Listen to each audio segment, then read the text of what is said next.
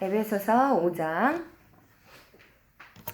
25절부터 33절 끝절까지. 자, 먼저 우리 한 목소리로 다 같이 읽어봅니다. 시작. 남편되니 여러분, 아내를 사랑하기를 그리스도께서 교회를 사랑하셔서 교회를 위하여 자신을 내주심같이 하십시오. 그리스도께서 그렇게 하신 것은 교회를 물로 씻고 말씀으로 깨끗하게 하여서 거룩하게 하시려는 것이며, 티나 주름이나 또 그와 같은 것들이 없이 아름다운 모습으로 교회를 자기 앞에 내세우시려는 것이며, 교회를 거룩하고 흠이 없게 하시려는 것입니다. 이와 같이 남편도 아내를 자기 몸과 같이 사랑해야 합니다. 자기 아내를 사랑하는 것은 곧 자기를 사랑하는 것입니다. 자기 육신을 미워한 사람은 없습니다. 누구나 자기 육신을 먹여 살리고 돌보기를 그리스도께서 교회를 그렇게 하시듯이 합니다. 우리는 그리스도의 몸의 지체입니다. 그러므로 사람이 부모를 떠나 자기 아내와 합하여 그 둘이 한 몸이 되는 것입니다. 이 비밀은 큽니다. 나는 그리스도와 교회를 두고 이 말을 합니다. 그러므로 여러분도 각각 자기 아내를 자기 몸같이 사랑하고 아내도 자기 남편을 존중하십시오. 아멘. 그 다음에 이제 우리 베드로전서 3장에 나오는 아내와 또 남편에게 주신 말씀 가운데 베드로전서 3장 7절 한 절의 말씀이 그 남편된 이들에게 주시는 말씀입니다. 베드로전서 3장 7절 우리 한 절 말씀을 다 같이 읽겠습니다. 시작. 남편되니 여러분, 이와 같이 여러분도 아내가 여성으로서 자기보다 연약한 그릇임을 이해하고 함께 살아야 합니다. 그리고 생명의 은혜를 함께 상속받을 사람으로 알고 존중하십시오. 그리해야 여러분의 기도가 막히지 않을 것입니다. 아멘. 자, 오늘의 내용을 어떻게 좀 쉽게 비유로 좀 설명을 해드릴 수 있을까 하다가 이 남편과 아내의 역할을요 이렇게 이 비유로 설명을 해드리면 우리들한테 이해가 참 쉽겠다 하는 생각이 들었어요. 자, 지난주에 우리가 읽은 에베소서 5장 23절 말씀을 근거로 남편은 아내의 머리가 됩니다 라고 하셨습니다. 자, 그러니까 남편과 아내는 한 몸을 이루는데 그 가운데 남편은 머리의 역할을 부여받았다는 것이에요. 자, 그러면 이에 대비하여 지난주에 우리가 얘기했던 아내의 역할은 무엇이라고 이해를 할 수 있을까 생각을 해봤더니 한 몸에서 여자의 역할은 심장에 비유할 수 있겠더라고요. 자, 그래서 그림을 제가 좀 준비를 해봤어요. 별로 이렇게 은혜롭지 않은 그림이죠. 좀 더 예쁜 것을 찾고 싶었으나 그리고 저것도 뭐 저작권 저기 돼가지고 나중에 이거 영상 올라갈 땐 사부님이 앞에다가 이렇게 자기가 그린 그림으로 이렇게 가려서 올릴 겁니다. 자, 그래서 한 몸에서 남편은 머리의 역할, 아내는 심장의 역할을 하나님으로부터 위임받았구나. 진짜로 신기하게 아내는 남편의 그 심장 가까운 갈비뼈로 만들어졌다라고도 했잖아요. 자, 그런데 이렇게 머리의 역할, 심장의 역할이 있다라고 이해할 때 여러분 여기서 참 중요한 우리들의 늘 시비 거는 질문이죠. 머리가 중요해요? 심장이 중요해요? 심장이 더 중요합니까? 둘 다 중요합니까? 머리가 더 중요합니까? 자기 믿음대로 생각하는 거예요. 누구는 머리가 더 중요하다고 생각하는 거고 누구는 심장이 더 중요해요. 그렇지만 뭐 우리가 이미 다 알다시피 심장 없이는 사실 머리도 무용지물이 되는 것이고 머리가 없이는 심장 또한 아무짝에도 쓸모가 없게 되는 것입니다. 그러니까 이 둘이 같이 중요하고 다만 역할이 다르긴 한 것인데 그럼에도 불구하고 이제 오늘부터 남편들 이들에게 주시는 말씀이에요. 그럼에도 불구하고 이 둘 사이에 올바른 질서와 순서는 있더라는 것이죠. 무엇이냐면, 자, 심장이 머리의 명령에 따라서 순종해서 펌프질을 잘 해줘야 온몸이 잘 살아나는 것이지, 만일 거꾸로 심장이 머리를 항상 주장한다고 생각을 해보세요. 그래서 제가 되게 특이한 그림을 하나 찾았어요. 심장이 머리를 항상 막 몰아세우면서 심장의 뜻을 머리에게 계속 강요하고 주장한다고 생각을 해보십시오. 진짜로 몸에 구멍이 나겠죠.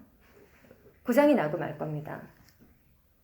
그런데 만일 이 머리가 또한 자기에게 주장권이 있다고 해서 심장을 너무 혹사시키거나 말도 안 되는 방식으로 일하기를 계속해서 요구하면, 둘 사이에는 그 다음 그림을 보여주시면 다툼이 일어나는 것뿐이죠.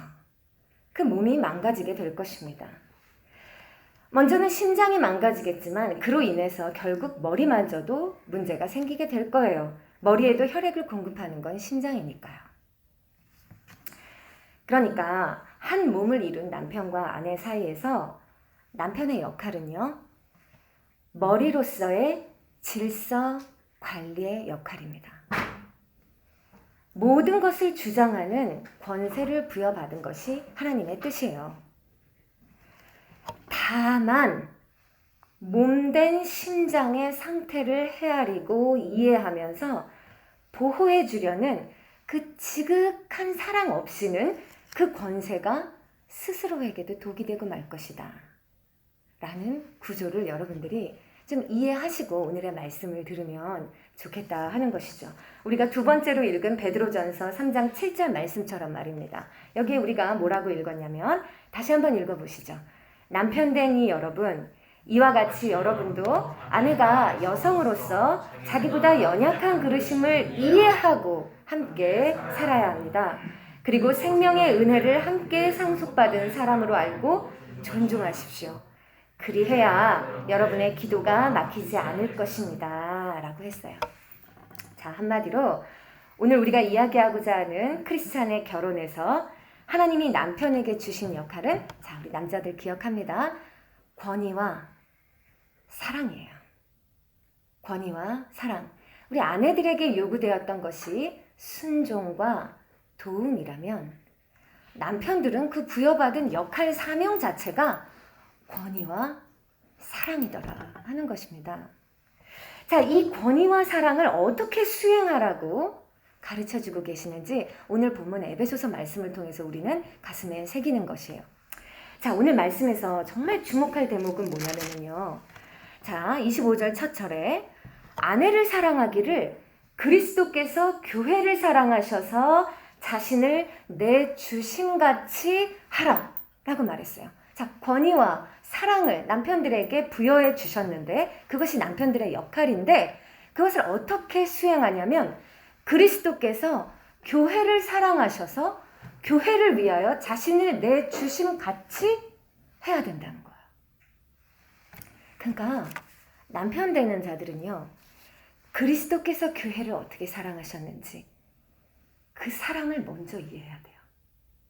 그 사랑을 이해하지 않으면 아무리 머리로서의 권세를 다 자기가 쥐고 있어도 가정 안에서 아내의 어떻게 진정한 머리가 되는지, 어떻게 진정한 권위를 행사하는지, 어떻게 진정한 사랑을 하는지를 길을 놓쳐버리게 되는 거예요.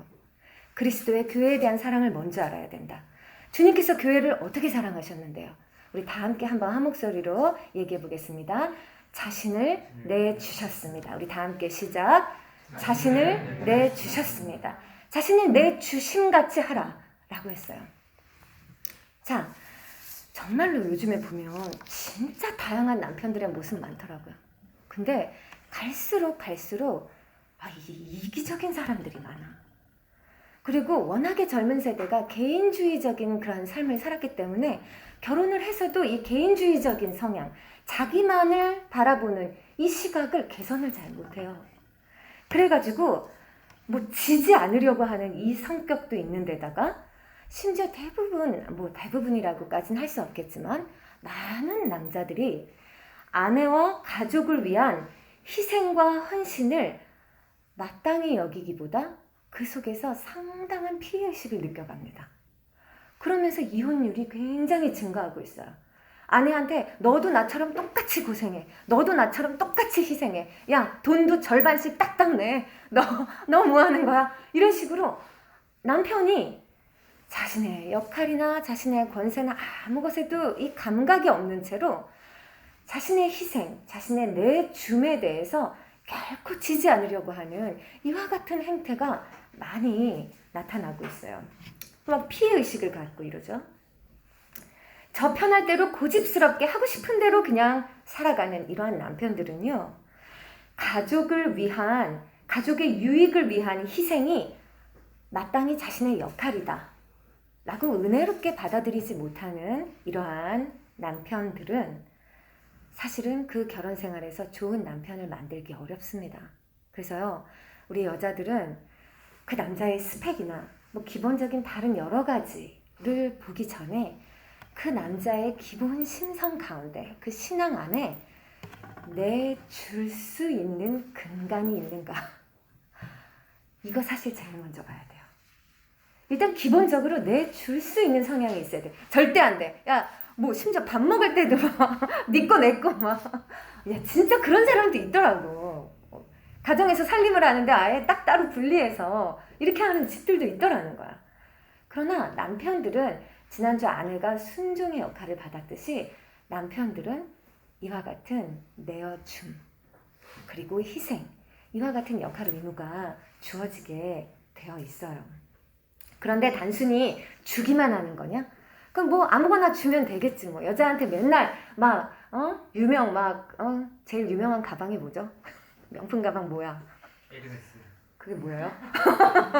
뭐 하여튼간 막 가방 주고 뭐 비싼 옷 사주고 뭐 이렇게 주기만 하면 그럼 좋은 남편이냐? 절대 아니라는 거지. 자, 그게 오늘 말씀의 이야기예요. 그 핵심이거든요. 자, 조금만 깊이 들어가 보면요, 주님께서 이렇게 교회를 위해서 자신을 내주셨는데 내주신 이유가 나와. 주님께서 내주시는 사랑을 하셨는데 왜 내주시는지 그 동기가 나온다고요. 이유가 설명이 되고 있어요. 26절부터 27절 말씀을 보시면, 자, 교회를 물로 씻고 말씀으로 깨끗하게 하여서 거룩하게 하시려는 것이다. 그러기 위해서 자신을 내주신 거예요. 그리고 티나 주름이나 또 그와 같은 것들이 없이 아름다운 모습으로 교회를 자기 앞에 내세우시려고 예수님은 자신을 내어주시면서 교회를 사랑하셨다는 거예요. 그냥 아무 다른 뜻과 목적이 없는 내어줌이 아니라 이와 같은 분명한 목적을 가지시고 예수님은 교회를 사랑하시고 교회에 자신을 내어주셨어요. 교회를 거룩하고 흠이 없게 하시려는 것이다는 거죠. 즉 예수님께서는 교회를 위해 자신을 내주셨는데 막 교회가요, 그냥 일반적으로 배부르게 잘 먹고 잘 살게, 아니면 뭐 유명한 권세를 누리게, 아니면 교회가 그들의 이기심과 정욕을 그냥 다 채움받게 하는 그러한 이유로 예수님이 그냥 오냐 교회를 떠받들어 주듯이 교회를 그렇게 섬겨주시고 다 자신을 내주신 그런 게 아니라 교회를 흠이 없고 거룩하게 하시기 위해서 물로 씻었다. 즉 우리들의 죄 문제를 결코 그냥 가볍게 관가하고 넘어가는 것이 아니라 반드시 회개하여 예수 그리스도를 영접한 자에게 물로 세례를 주시면서 정결케 하여 주시고 그 죄 문제를 다뤄주시고, 그리고 또한 말씀으로 깨끗하게 하여 주셨다. 여러분, 진짜 우리가 정신이 얼마나 혼탁한지 몰라요.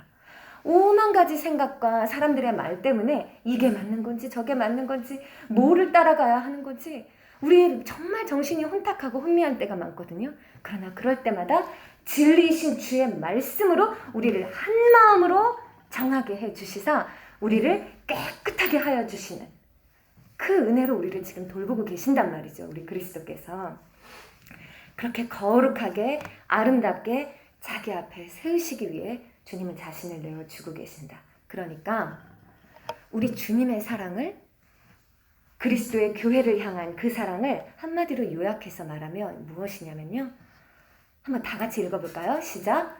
공의가 살아있는 사랑이라는 거예요. 공의가 살아있는 사랑이다 라고 표현할 수 있는 거예요. 그냥 사랑, 우리가 명목적으로 생각하는 그런 사랑이 아니에요. 공의가 살아있는 사랑으로 자신을 내어주시기까지 우리를 사랑하신 거예요. 진리가 먼저 있고 그 진리 안에서 너희는 자유함을 누리게 내가 도와줄 것이다 라고 우리를 사랑하시는 거예요. 그래서 우리에게 내어주신 거예요. 예수님께서 만일 교회가 하고 싶은 대로 주님 우리 이거 싫어요. 이렇게 하고 싶어요. 아 이거 귀찮아요. 주님 그냥 이 길로 가고 싶어요. 우리 교회가 막 말하고 하는 대로 우리 교회 기분을 맞춰주시고 오냐 무조건 그러셨다면 주님의 복음과 주님의 교회와 또한 이 땅의 모든 크리스찬들 우리가 지금 온전한 모습이겠습니까? 주님의 진리가 지키시고 그 진리 안에서 우리를 사랑하심으로 말미암아 우리를 거룩하고 흠없게 인도하시고 또한 훈계해 주시는 것이죠. 이 일을 위해서 자신을 내어주셨다는 거예요. 왜냐하면 우리는 처음에 이 진리를 받아들이기에 합당하지 않았고 깨달음이 부족했고 연약했고 정말로 주님을 바라보지 못했기 때문에 친히 죽으시며 자신의 생명을 주시기까지 바로 이 진리와 사랑을 깨닫게 해주시기 위해서 그렇게 하셨다는 거죠. 그러니까 여러분 이게 얼마나 대단한 말이냐면 그러니까 지금 남편들 얘기하고 있잖아요. 지금 남편들 얘기하고 있거든요. 남편들의 아내에 대한 사랑이 바로 예수님의 이 모습을 닮아야 된다는 거예요. 자, 남편들 잘 들으셔야 돼요. 지금 성경이 말씀하시는 건 뭐냐면요. 남편들의 아내에 대한 사랑이 바로 이렇게 진리 안의 사랑이어야 한다는 것이에요. 더 정확히 말하면 크리스찬 남편들은 바로 이 일을 위해서 곧 아내와 가족의 거룩하고 흠없는 결실을 위해 그들을 하나님 앞에 아름답게 세우기 위해서 자신을 내어주며 결혼으로 들어가는 것이에요. 그렇게 결혼으로 들어가고 이 일을 잘 행하라고 주님께서는 그에게 권위, 곧 머리가 돼서 이끌 수 있게 하는 권세를 주신 거예요. 여러분 이해가 되십니까? 이 권위와 권세를 어디에 활용할 거예요? 아내한테 밥 차려와라 이런 거 얘기하기 위한 권세가 아니고 내가 하고 싶은 대로 집을 그냥 이쪽으로 저쪽으로 좌지우지하려고 하는 그런 권위가 아니고 이 거룩한 예수 그리스도께서 하신 이 사명을 가정 안에서 이루게 하기 위하여 남편들에게 그리스도가 가지셨던 그 권위를 주시면서 이제 이렇게 이끌어 너의 가정을 거룩하고 흠이 없게 하나님 앞에 세워 가라. 너에게 그 지도권을 주겠다 라고 맡기신 거라고요. 남편들 진짜 멋있어. 그렇게 어떻게 보면 되게 부러워. 자, 여러분 진짜 이렇게 보면요. 모든 통치자들과 리더들에게 있는 권위는 다 하나님으로부터 위임된 거라고 했잖아요. 그런데 그 권위 안에 담긴 하나님의 뜻은 항상 명확해요. 그 권세자가 즐겁게 살라고 권위를 주신 게 아니고 그 권위 아래에 있는 사람들의 유익을 위하여 그 리더자들에게 권세를 주세요. 왕은요, 그가 받은 권위로 백성을 이롭게 해야 하는 거고요. 목사들은 그가 받은 영적 권위로 자신의 양떼들의 유익을 위해 살아야 하는 거예요. 그와 같이 남편들은 하나님으로부터 받은 이 권위를 가지고 자신의 아내를, 자신의 식솔들을 거룩하고 흠이 없게 그들 영혼의 유익을 위하여 힘쓰고 애써야 하는 것이다. 그러니까 하나님은 남편에게 권세를 주셔서 그가 아내를 올바르게 사랑하도록 그 수단으로 권세를 주셨다는 거지. 너가 아내의 머리다 라고 선언을 해주시고 그러니까 너의 아내를 흠이 없이 거룩하게 세우고 끝까지 사랑해 라고 명령을 하셨다 하는 것입니다.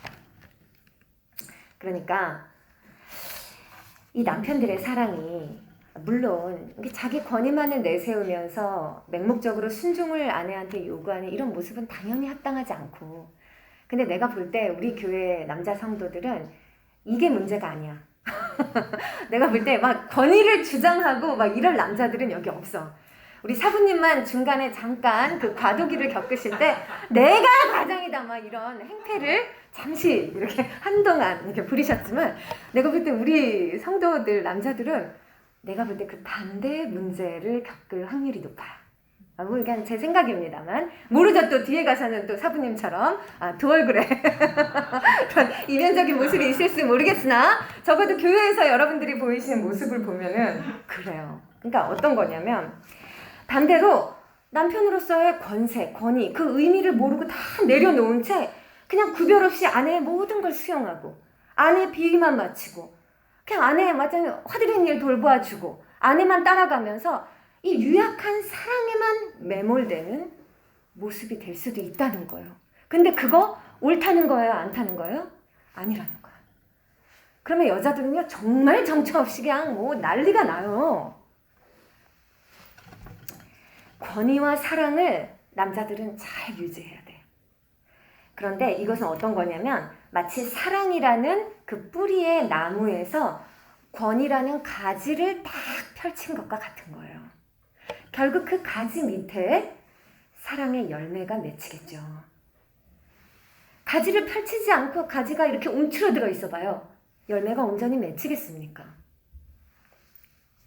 사랑이 근간이지만 진정으로 올바르게 사랑의 열매를 맺기 위해서는 권위라는 가지를 활짝 펴야 한다. 그래서 신중하고 그리고 자애롭고 그리고 경건하게 뻗은 그 위험 있는 가지, 그 모습이 이제 결혼을 했을 때 남편으로서의 여러분 자신의 자화상이 돼야 해요. 남편들은 권위가 있어야 한다. 그러니까 아내에게뿐만이 아니라 나중에 자녀들, 우리 이제 가정 얘기할 건데 자녀들한테는 더 중요하죠. 자, 그러니까 이제 이 권위를 내세우는 쪽보다 권위를 포기하는 이 사람들이 너무 많은데 진짜 요즘에 심각해요. 아내한테 맞는 남편들 많다 그러고요. 그리고요, 이 젊은 날에 청년 때 신앙생활 열심히 하던 남자들이 결혼하고 교회를 떠나는 결정적인 이유들이 다 믿음 없는 아내들이라는 거는 아주 오래된 통계예요. 그 방향이 절대 안 된다는 거예요. 남편들이, 크리스찬 남편들이 받은 그 권위의 목적이 무엇인데 어떻게 감히 하나님의 길을 버리고 아내를 따라가나. 자, 그래서 남편 안에는 기준과 질서와 하나님의 뜻을 제시하는 권위가 살아있어야 한다. 그러한 머리의 역할을 감당해야 한다. 그래서 오늘 에베소서 말씀에서 바울이 그리스도께서 교회를 사랑하신 것처럼 아내를 사랑하라고 했어요. 야, 그냥 이렇게 뭐 다 해주면서 사랑해 이렇게 얘기하지 않고 반드시 그리스도께서 교회를 사랑하신 것처럼 그 방향성을 절대 놓치지 말라. 그 목적을 절대 놓치지 말라. 그와 같은 권면입니다. 이 청지기적 임무에 대해서 여러분, 뭐 아내들도 다 마찬가지인데요. 우리 하나님께 받은 달란트에 대해서 나중에 정말 주님께서 그 달란트를 우리가 어떻게 사용했는지 다 우리한테 물으실 겁니다. 우리 행위대로 심판을 받을 거거든요. 자, 그럴 때 남편들은요, 아마 이 생에 가장 많은 영역이 동거하는 아내의 머리로서의 역할이었잖아요. 그러니까 나중에 주님 앞에서 내가 받은 달란트에 대해서 어떻게 사용하고 어떻게 했는지 자 보고하라 할 때 얘기하는, 설명해야 되는 그 많은 지분 중에 거의 대부분이 아내에게 어떻게 그리스도의 본을 보이는 머리로서 자신이 그 달란트를 활용하였는지 아마 여러분은 그것을 제일 많이 보고하시게 될 겁니다. 그래서 중심을 반드시 지켜주셔야 한다는 거. 그래서 진짜 남자들이 기도하고 말씀 봐야 돼요. 물론 돕는 아내들이 기도로 남편을 세워가지만 정말 경건한 이 남편이 기도하고 말씀 붙드는 남편만큼 그렇게 위험 있고 존경스러운 남편이 없는 것이에요. 각종 경건 생활에 진짜 모범 보이고 목숨 거셔야 되는 거죠. 근데 이게 여러분 아까 말했잖아요. 결국 머리에 영향을 받게 되거든요. 몸은. 그래서요. 남편이 어떠하냐가 아내의 모습이 돼. 자녀의 모습이 돼. 얼마나 이게 두렵고 떨리는 일인지 몰라요. 그래서 남편이 예배를 그냥 소홀히 하고 뭐 다른 어떤 바쁜 일이 있으니까 예배를 그냥 넘겨라 이런 식의 태도를 보이기 시작하잖아요. 그러면 아내 안에서 서서히 신앙이 식어요. 예배의 거룩함을 아내가 제일 먼저 상실하기 시작해요. 가랑비에 옷 젖듯이 점점 아내가 그렇게 변해가요. 그리고 이제 결혼을 하면 남편들은 또 이 경제에 대해서 책임져야 되는 압박감 때문에 청년 때는 그렇게 죽게 헌신하고 잘 신실하게 헌금 생활하다가도 결혼하자마자 11주부터 이렇게 걷어들이는 남편들이 생기거든요. 근데 그 모습을 아내한테 보이잖아요. 아내가 하나님 경외 안 해요. 그리고 남편보다 더 설레면서 설치면서 꿈쳐두고 모아두고 뒤에다가 두느라 아내가 더 적극적으로 애를 쓰다가 그러다가 진짜 아나니아와 삽비라 꼴이 납니다. 그리고 더 중요한 거, 남편이 그 모든 책임과 부담감 때문에 근심하고 걱정하는데 기도는 하지 않고 늘 이 근심에 짓눌려 있는 모습을 계속 보이잖아요. 그러면요, 어느새 아내가 우울증에 걸려 있는 것을 발견하게 돼요. 이 머리의 영향이라는 게 지대해요. 아내는 꿈과 희망을 잃어요. 내가 바라보고 내가 순종해야 하는 대상이 항상 죄짐에 눌려있고 항상 세상 근심에 눌려있는 모습을 보잖아요. 아내는 살 소망을 잃어요. 남편이라는 울타리, 남편이라는 머리의 영향은 가정 안에서 특히 아내에게 정말로 지대하다. 그러니까 내가 이 결혼 시리즈 설교하는 동안 매주 사부님 얘기를 하잖아요. 근데 어쩔 수 없어요, 여러분. 왜냐면 내가 뭐 다른 남편을 경험할 수가 없잖아요. 나는 한 분 남편만 아니까 남편 얘기를 할 수밖에 없어요.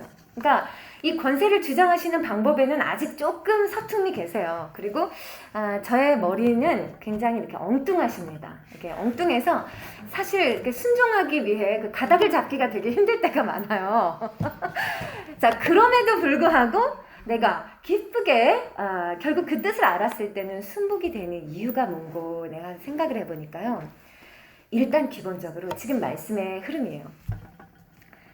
진짜로 참 왜 그런지 모르겠는데 저에 대한 정말 지극한 사랑이 느껴지고 그게 베이스에 있고, 자, 그러면서 그냥 무조건 나를 오냐오냐 맞춰주는 게 아니라 항상 하나님 뜻 물어보자, 하나님께 나아가자, 기도하자, 말씀 보자, 우리 찬양하고 예배드리자, 모든 것의 결론을 하나님께로 가자, 이러고 나를 이끌면서 하나님에 대한 그 지극한 경외가 있는 모습을 나한테 보이니까 사랑이 있고 그 권위가 절대적으로 쓰더라고요.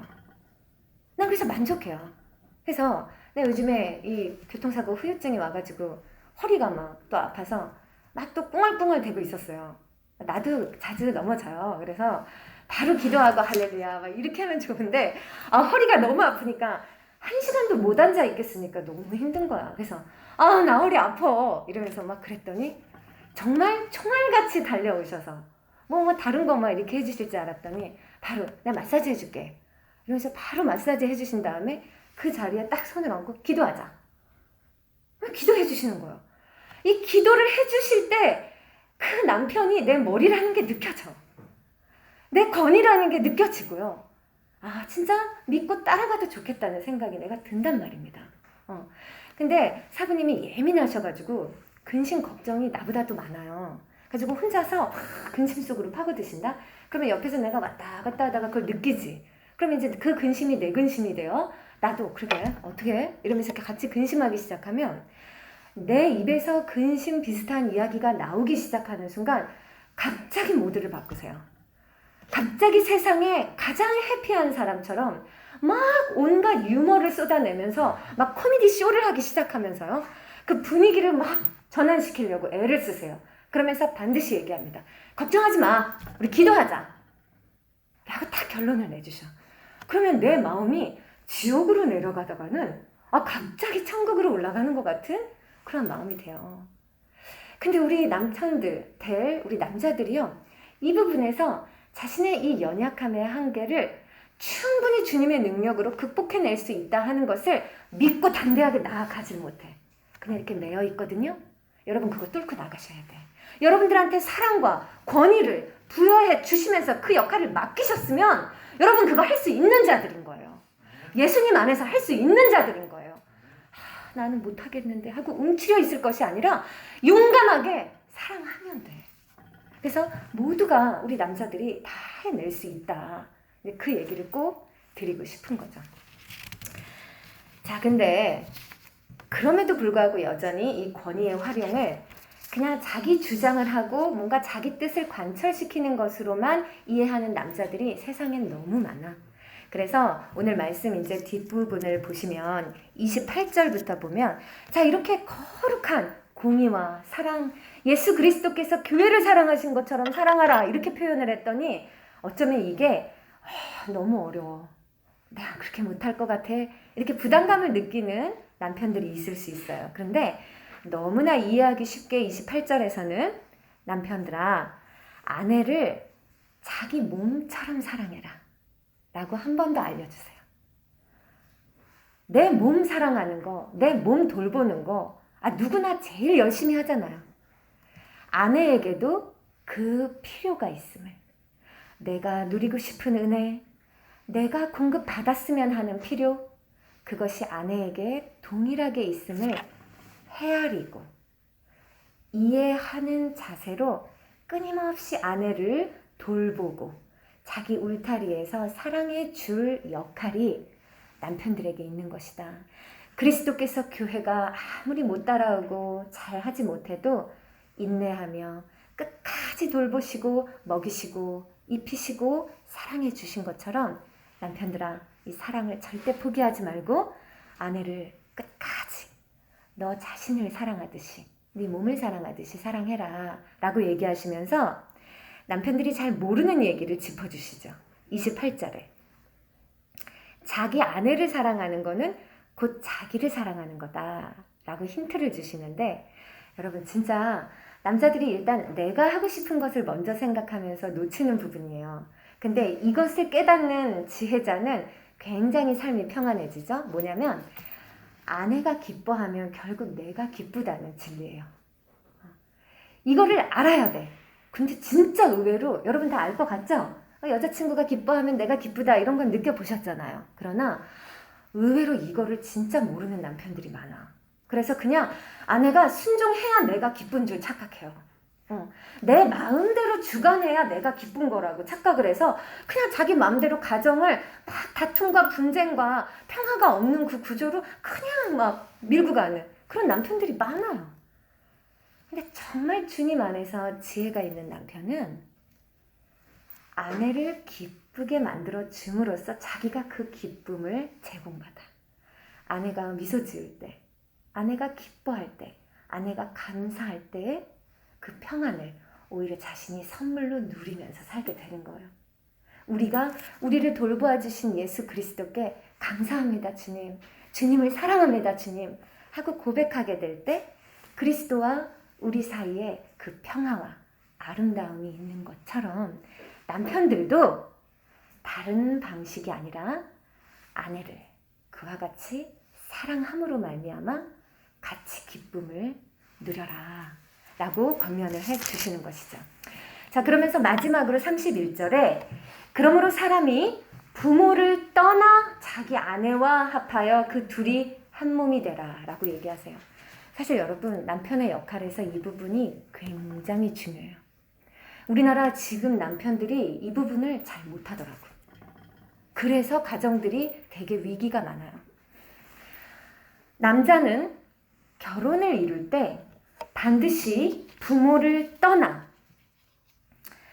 자기 부모로부터 정신적으로 그리고 경제적으로 그리고 의지적으로 독립할 뿐만 아니라 이제 이 새로 출범하는 가정의 머리로서 영적 권위를 새롭게 시작하지 않으면 이 아내가 아내 입장에서 보기에 머리가 2개인지 3개인지 4개인지 알 수 없는 구조가 돼요.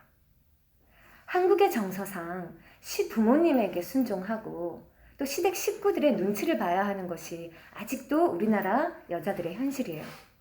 그런데 남편이 이 부분에서 온전히 자기 역할을 딱 인정하고 받아들이며 용기 있게 권위의 가지를 펴주지 않으면 아내들은요, 남편이 아니라 시부모에게 더 많이 순종하게 돼요. 머리가 두려워서 뭐가 어디로 가는지를 모르게 된다고요. 그래서 이 부분은 우리가 나중에 크리스찬의 가정 이야기를 할 때 조금 더 세세하게 다룰 것이거든요. 그러니까 이 부분은 좀 부연 설명이었고, 오늘의 결론은 우리 남자들, 남편들 이들이 결혼의 사명과 또 아내 앞에서 어떤 역할을 부여받았다? 그것은 권위와 사랑이다. 이 부분에 대해서 여러분이 좀 이해를 하실 때 솔직히 여러분 이해는 되지만 굉장히 부담스럽죠? 차라리 그냥 믿고 따르고 순종하는 게 더 쉽다 했잖아요. 여자들은 그걸로 책망만 피하면 돼. 근데 남편들은 이것을 해내야 하죠. 그래서 여러분 기억하십시오. 남편들은 그러므로 당신 위에 진정한 권위자가 필요해요. 아내에게는 남편이 있으면 돼요. 그러나 남편들에게는 이 모든 일을 올바르게 수행하기 위하여 여러분들 위에 진정한 권위자가 필요한 겁니다. 주님께 완전히 돌아오십시오.